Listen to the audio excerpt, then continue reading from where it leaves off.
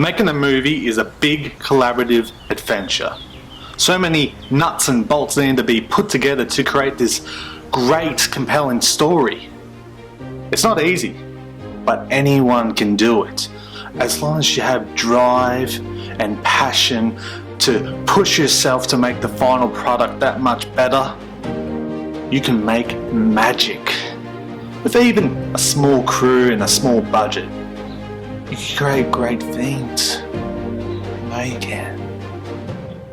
That, or you could be an eccentric European cat with a funny accent, long black hair, and can't even act their way out of a paper bag. You're probably the guy that, I don't know, made a movie like The Room.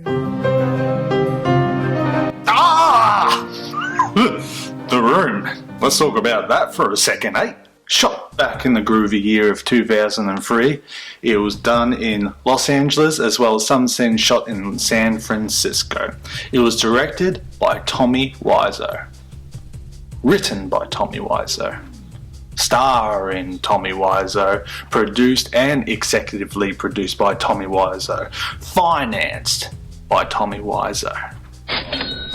So what is The Room? Well, The Room tells the story of Johnny, who is a banker in San Francisco who lives with his future wife Lisa in an apartment. Johnny seems to have a pretty good life. Like, he's got it all, really.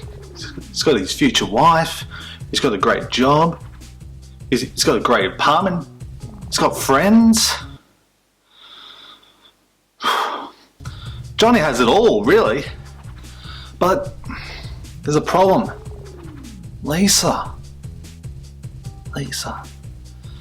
Johnny's future wife is not being faithful on him. She's fooling around with his best friend Mark, played by Greg Sestero. What are you doing, Mark? You're supposed to be Johnny's best friend. We're introduced to a lot of the people in Johnny and Lisa's life, like their neighbour Denny, played by Phil Helderman. And Denny's a creepy little motherfucker. He keeps gawking at Lisa and pretty much up front to Johnny saying he wants to fuck her. And Denny should realise that's fucked. But also, Johnny's an idiot because you're letting the guy talk to you about wanting to hook up with your future wife, even though he's paying his rent and everything like that, and he's paying for him to go to school. Yeah, he's just like, oh, whatever. So, unbeknown, he apparently was supposed to have like a mental disability, but Tommy didn't tell him that at all. So he's like unaware about his character having a mental disability, which, you know, it's kind of a vital thing you would want to bring up, at least, just so you know your motivation. But also, weird casting because Phil Helderman, as opposed to the other younger supporting actors, he was the oldest out of them all, and he was playing an 18-year-old creepy dude that lives next door to Johnny and Lisa. You look beautiful today. Can I kiss you? You are such a little brat. Just kidding. I love you and Johnny. Other people is Lisa's mother, Claudette, and she comes in, she's always talking to Lisa about a relationship. They're like, you gotta pull your head in, Johnny's a good guy, what the fuck are you doing? And then one scene, she's just like, oh, I got the test back, I have breast cancer. And Lisa's like, look, don't worry about it. Don't worry about it. And she's like, oh yeah, it's probably nothing. Why should I worry? And you might want to worry a little bit. And yeah, that never gets brought up again. You're not dying, Mom. I got the results of the test back. I definitely have breast cancer. Also, Johnny's psychologist friend Peter, Lisa's friend Michelle, Michelle's lover Mike, Bizarro Peter, and Chris R. Probably the best actor in the movie with his performance as a drug dealer with not much context. The title of The Room comes from Tommy stating that the room was a place for people to feel safe. The movie is set mainly in the apartment, and that should be no surprise that the original script was a stage play, then a novel, and then finally a movie. So the history of this movie is pretty well known to this point. It's been out since 2003 and a lot of information has been leaked from the behind the scenes antics that went on. So a lot of that was put into Greg Sestero's book about his experience, about the making of The Room, the behind the scenes stuff, and his friendship with Tommy, called The Disaster Artist, which is fucking an awesome book. I listen to it or read it, get your hands on it, because it's such a great insight look to the craziness of Tommy and all the stuff that happened on the set of The Room. It's brilliant.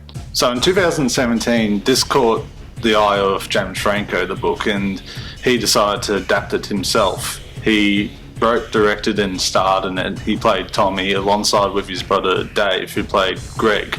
So they adapted The Disaster Artist, and it is good. It is really good. There's a few things missing from the book that I really enjoyed, that were really funny, that could have been put in there, but you know, sometimes they just don't work out. So it's still a good movie worth checking out. And yeah, the show still is James Franco for his portrayal of Tommy.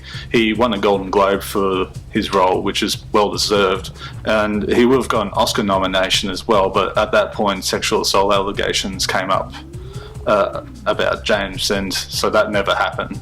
But the movie did get a Best Adapted Screenplay nod, which was still pretty good, well deserved as well. The cult following and the history of this movie is still so damn interesting. It's insane how crazy the behind the scenes history of this movie is, and all the stories that still come up. There's so many interesting facts about this movie out there. Facts like the movie costing $5 million. Facts of Tommy shooting the same scene of Chris R and Denny twice in different locations. The movie employing 400 people throughout the shoot. The rooftop scenes were shot on a green screen rather than a regular rooftop, which I have to say isn't awful unless you know it's a green screen. Then it's rather noticeable. If they added some wind, I don't think it would be that bad, but that's just me. Facts of the original story ended with us finding out that Johnny was actually a vampire. Facts of Tommy yelling at a crew member for farting. Facts of crediting dead people as producers to fill in the credits. I see where the director of Birdemic got his idea.